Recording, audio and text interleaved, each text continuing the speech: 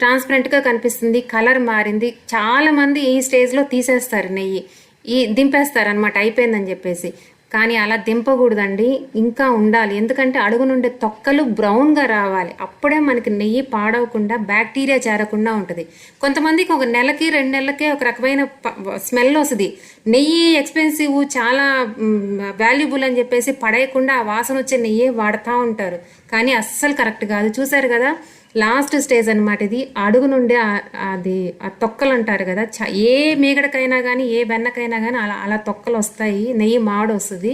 చిన్నప్పుడు మన పెద్దోళ్ళు ఎట్లా కాగబెట్టారో గుర్తు చేసుకుంటే, అప్పట్లో ఫ్రిడ్జ్లో పెట్టేవాళ్ళు కాదు, అయినా కానీ బాగుండేది. ఎందుకని అంటే అడుగున ఆ బ్రౌన్ కలర్ రావాలి, ఎక్కడ వైట్ అనేది కనపడకూడదు, ఒక్క చిటిక కూడా కనపడకూడదు. అలా కాగబెడితేనే బాగుంటుంది అనమాట. నేను దీంట్లో తమలపాకులు వేస్తున్నాను, మీరు లవంగాలు కూడా వేసుకోవచ్చు అండి, లేదంటే ధనియాలు కూడా వేసుకోవచ్చు. కొంతమంది ఇష్టంగా